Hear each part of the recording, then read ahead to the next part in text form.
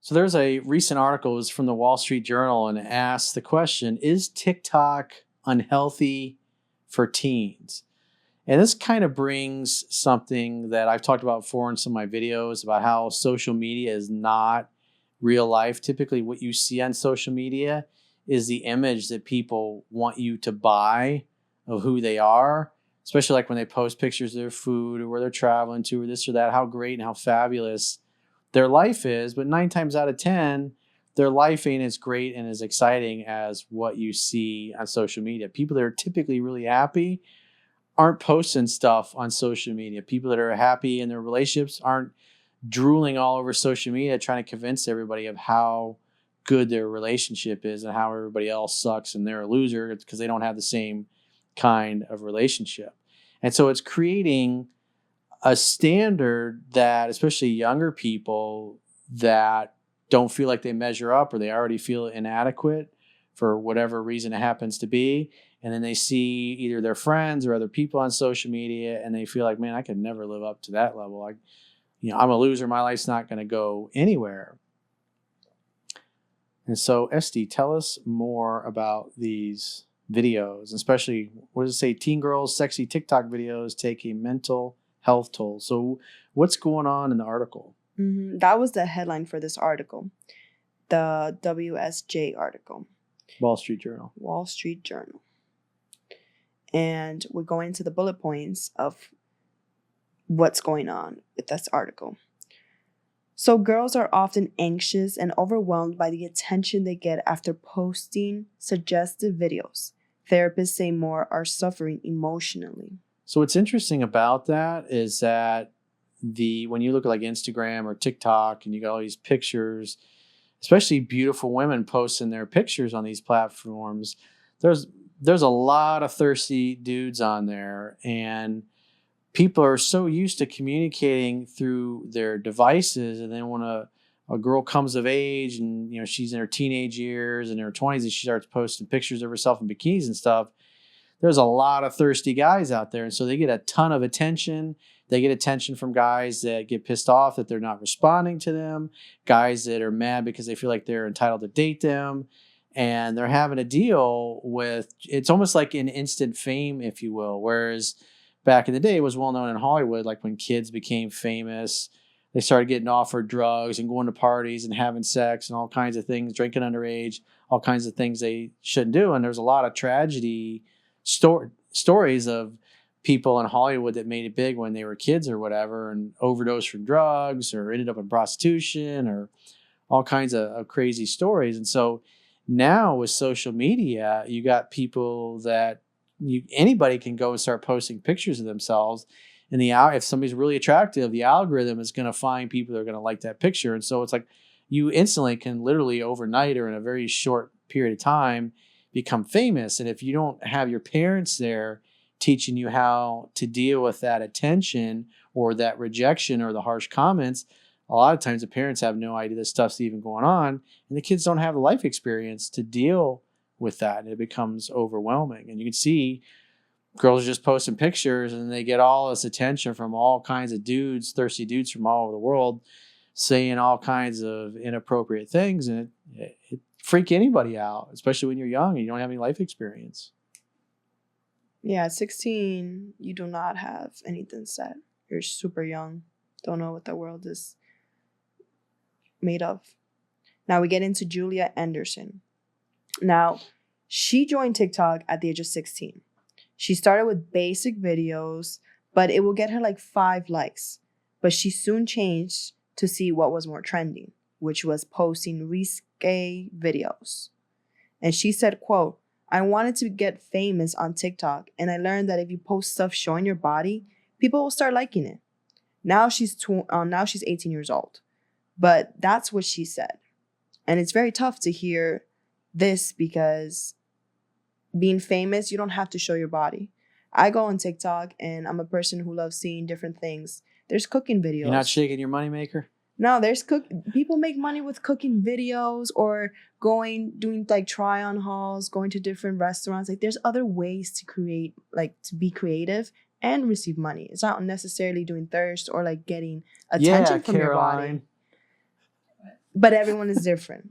Everyone is different. Everyone chooses their path. That's fine, no problem. But at the end of the day, I feel like they need to be mentally strong about it when it comes to the critics and the haters. Now we get into a psychologist. He says, quote, for a young girl who's developing her identity, to be swept up into a sexual world like that is hugely destructive. The psychologist. I'd say it's hugely destructive if they don't have parents that have prepared them for that, or that can, because most parents don't understand that. They never got exposed on social media like this. And a lot of parents have no idea what their kids are even doing. They're like, oh, she's just on her phone or whatever. And here she's posting and becoming semi-famous and having oftentimes much older dudes, sliding in the DMs of their teenage daughter. And they have no idea because they don't have a good relationship with their kids. Now, this psychologist is located in California, and Julia went to him for treatment last year for anxiety and depression. Anxiety and depression for an 18-year-old. That's tough.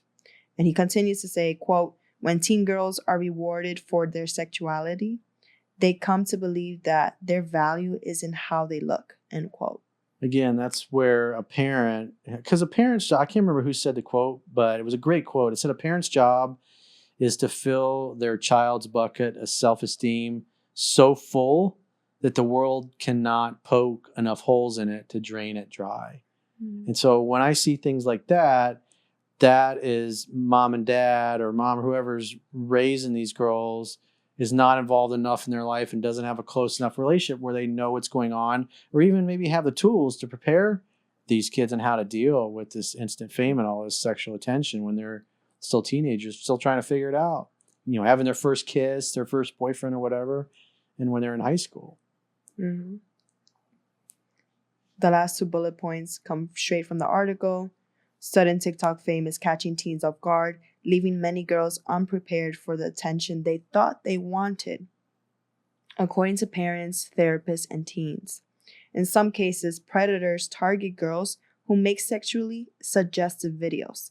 Less dangerous interactions can also harm girls' self-esteem and leave them feeling exploited, they said. You did mention the self-esteem. That's why you got to teach your kids. No one will ever do or say anything to you that isn't a direct reflection of how they feel about themselves in a moment. And teach your kids when people start saying all kinds of crap that's inappropriate or nasty or mean, that it has nothing to do with them. It has everything to do with that person is projecting outside themselves. Because people, in order to disassociate for things they don't like, project things on to other people, including their fantasies of what they want. So they see these girls with these sexually suggestive videos and pictures, and then guys that got no game and don't understand women think, oh, she's inviting my attention. And then so they give the girl attention, and then they get mad when the girl doesn't respond or doesn't reciprocate. And it's, and then they lash out and they say all kinds of horrible things, because that's, it's like what Wayne Dyer said, when you squeeze an orange, what comes out? Orange juice. Why? Because it's an orange. That's what's inside. And so when these people get squeezed and they don't get what they want, they don't get the attention from the girl that they want, what's inside of them, the nasty and the hostility, how they really feel about themselves, comes out, and they project it on the kids. And if they're not prepared or haven't been prepared by their parents, then it's just like the psychologist says, it's extremely damaging to their self-esteem. Because then they start to associate the things that's coming back, like, oh, maybe this is who I am. Like the guy that wanted to kill me. Yep. That was a very scary moment. Yeah, that's part of the risk you have with the thirst trap. Because guys like that they're just low IQ fucking morons, they think, oh, Caroline's looking for this. I deserve a girl like that. Why is she ignoring me? Who she thinks she is? She's all stuck up. Yeah, the mentality is very different. Yeah, but imagine like a 16-year-old getting those. Yeah, That would be frightening. so you gotta get your Tumblr. You gotta do a video on that. Quit fucking around. You got a big enough audience where you can be making a nice little side income with that, and investing that money. So by the time you're 10 years down the road, you can be a multi-millionaire. Like pocket pepper sprays. Whatever. I don't know if they would let you sell that though. because that's all considered a weapon. Yeah, you can only advertise, at least on Facebook, gun safety stuff. You can't advertise any gun parts or gun shops. The last bullet point I want to mention is talking about mental health issues, body imaging, and disordered eating. So I'll get into that. Go ahead. The last bullet point to conclude our... Start over. The last bullet point states, therapists say teens who lack a group of close friends and teens with underlying mental health issues, especially girls who struggle with disordered eating and body image issues, are at a particular risk. What are your thoughts on that, Coach? Well, it makes sense. It's just kids got to have support from family, support from friends, especially if they got friends that are doing videos with them. You got to know what your kids are up to, and you got to have a good enough relationship, because there's a transition. It usually happens around 12 years old, where you go from being a parent to where the child starts expressing their personality and listening less and less to what you have to say. And most parents try to control their kids and force them to be a certain way. And then what happens is the kids just don't tell them anything. And then the next thing they know, they're rushing to the hospital because they find out their kid wrecked their car from drinking and driving, or they OD'd, and yet the parent had no idea that they drank or did any kind of drugs or hung out with people that did those things. And it's because they create the environment where the child does not feel safe having a relationship, and so they just hide everything from the parent. And the parent has no idea until they're in the hospital, or worse, in the morgue, identifying their child. And it sucks. It's like, you got to have a relationship with your kids. Your goal is to get them to be self-reliant so they can live and take care of things on their own when they grow up.